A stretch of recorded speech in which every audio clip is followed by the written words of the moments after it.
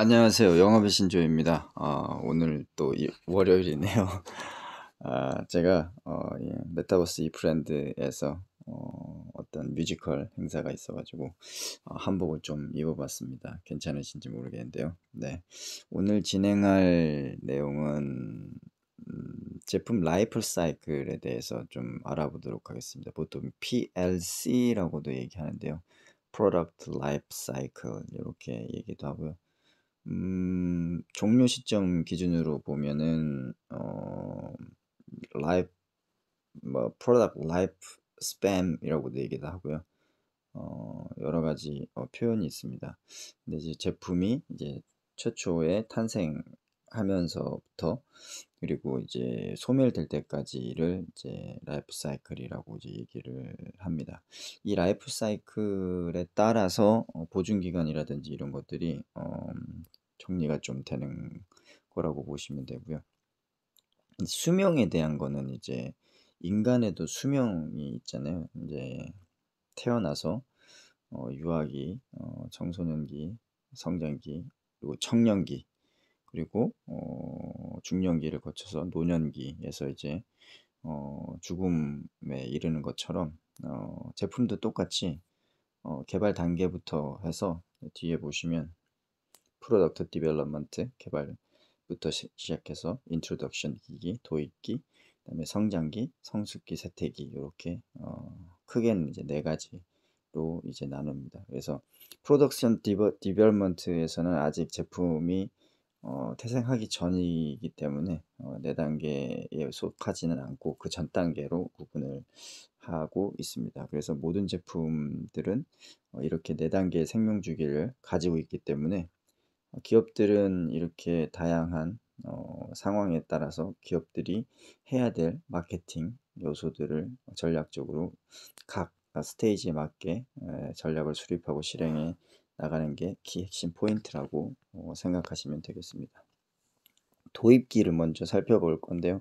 인트로덕션 이 스테이지에서는 시장에 신제품이 이제 나오는 거죠. 그래서 신제품이 출시됐기 때문에 새로운 컨셉의 제품 또는 서비스라는 특징이 있기 때문에 이런 거는 이제 시장의 경쟁력이 그렇게 강하지 않습니다. 왜냐하면 새로운 패러다임, 새로운 컨셉, 새로운 기술력, 새로운 창조적인 제품이나 서비스이기 때문에 초창기 경쟁이 거의 없다 이렇게 보시면 되고요.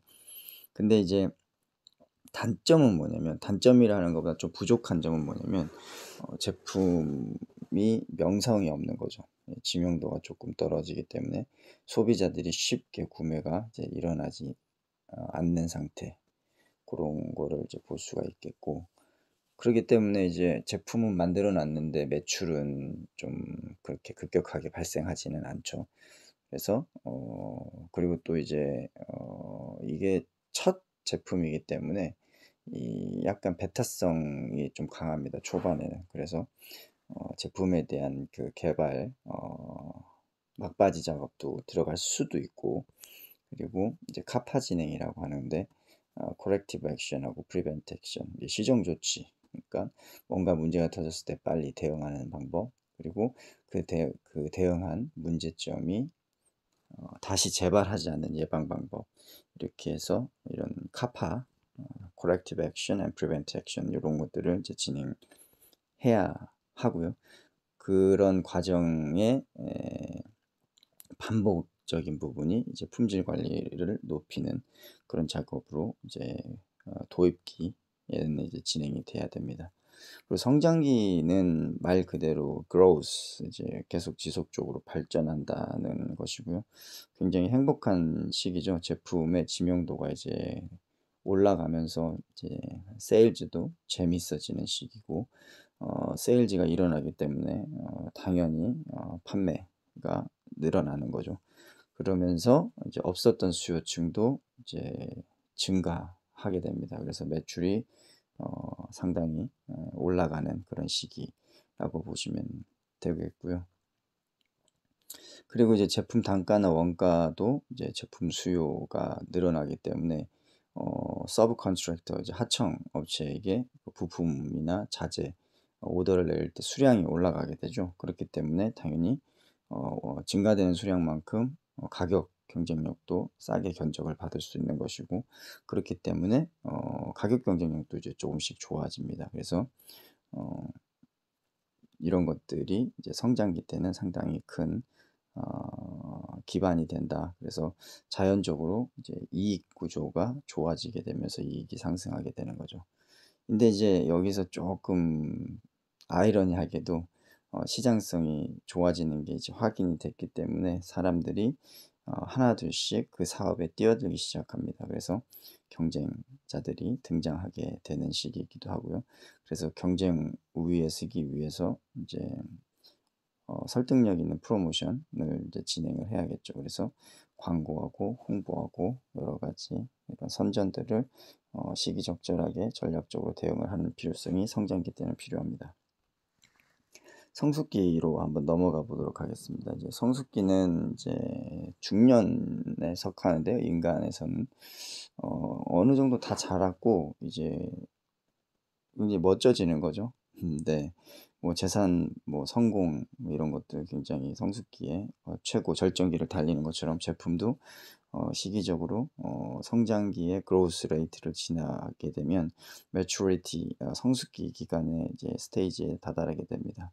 그래서 다수의 경쟁자들의 이제 이미 진입이 되어 있고 그다음에 공급이 이제 늘어나기 때문에 시장의 수요가 포화 상태가 돼 버립니다. 그렇기 때문에 자연히 경쟁이 치열하기 때문에 가격 경쟁력을 선택할 수밖에 없는 그런 시기가 옵니다. 그래서 가격을 하락시키는 작업도 이렇게 진행이 돼야 되고요. 그리고 이제 매출 정점기는 찍었지만 이제 판매 가격이 떨어지기 때문에 이익 구조는 점차적으로 아이러니하게도 줄어들게 되는 그런 현상의 구간입니다. 그래서 매출은 느는데 이익은 점점 감소하는 그런 시기.